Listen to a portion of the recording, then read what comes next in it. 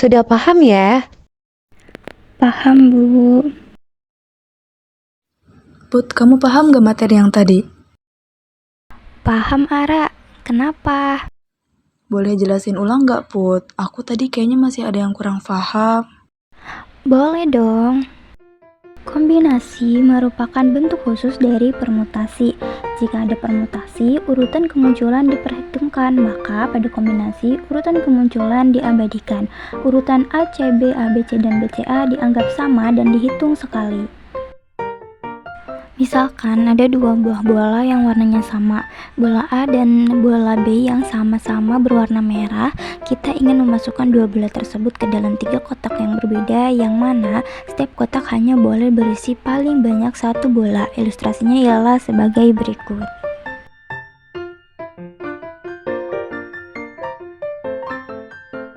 Dua bola dan 3 kotak. Jumlah cara memasukkan bola ke dalam kotak yaitu P 3,2 dibagi 2 sama dengan P 3,2 dibagi 2 faktorial, atau sama dengan 3 faktorial dibagi 1 faktorial dibagi lagi 2 faktorial sama dengan 3 dikali 2 dibagi 2 menghasilkan 3. Jadi ada 3 cara memasukkan bola ke dalam kotak tersebut. Secara umum, jumlah memasukkan R buah bola yang berwarna sama ke dalam N buah kotak adalah N dikali N dikurangi 1 dikali N dikurangi 2 sama dengan N dikurangi R dikurangi 1 dibagi R faktorial. Biasa disingkat dengan N faktorial dibagi R faktorial dikali N dikurangi R faktorial. Maka, rumus dari kombinasi adalah C N, R sama dengan N faktorial dibagi R faktorial dikali N dikurangi R faktorial.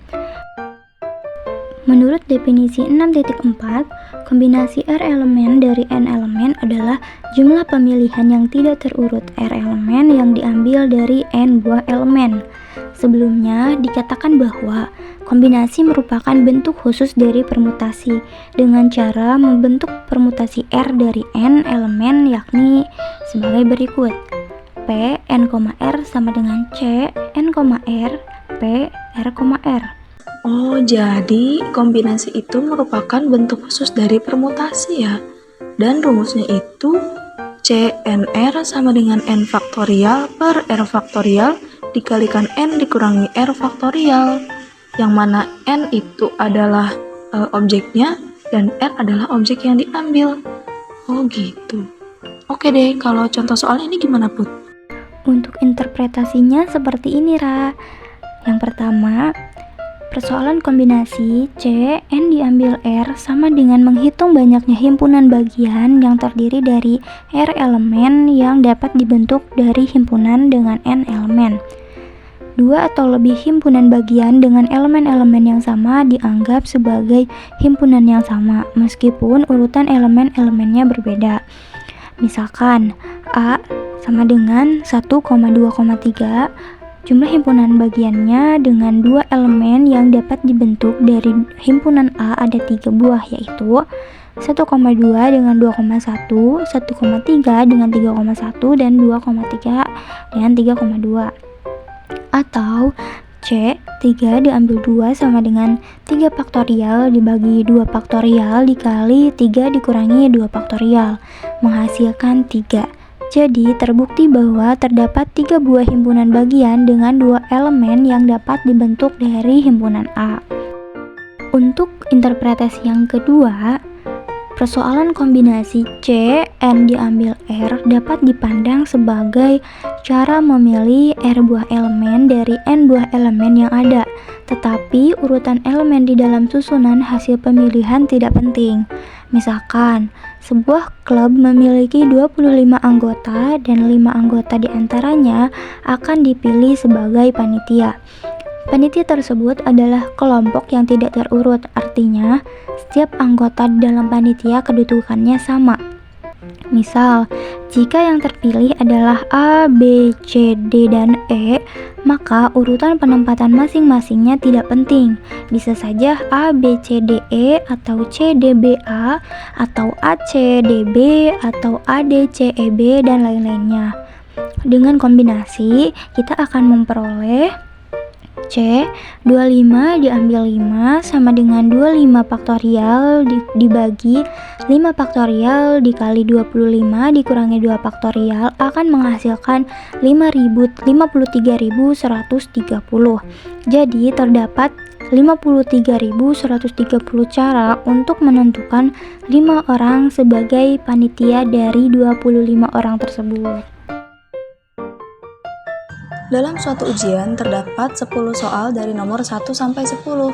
Jika soal nomor 3, 5, dan 8 harus dikerjakan dan peserta ujian hanya diminta mengerjakan 8 dari 10 soal yang tersedia, maka banyak cara seorang peserta memilih soal yang dikerjakan adalah untuk penyelesaiannya adalah diketahui bahwa terdapat 10 soal yang mana dari nomor 1 sampai 10 dan siswa diminta mengerjakan 8 soal yang mana nomor 3, 5, dan 8 itu wajib dikerjakan oleh siswa.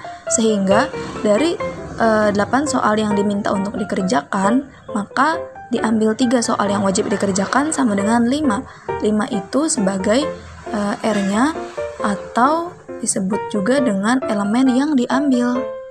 Nah, lalu tadi diketahui bahwa soal ujiannya itu terdiri dari nomor 1 sampai 10.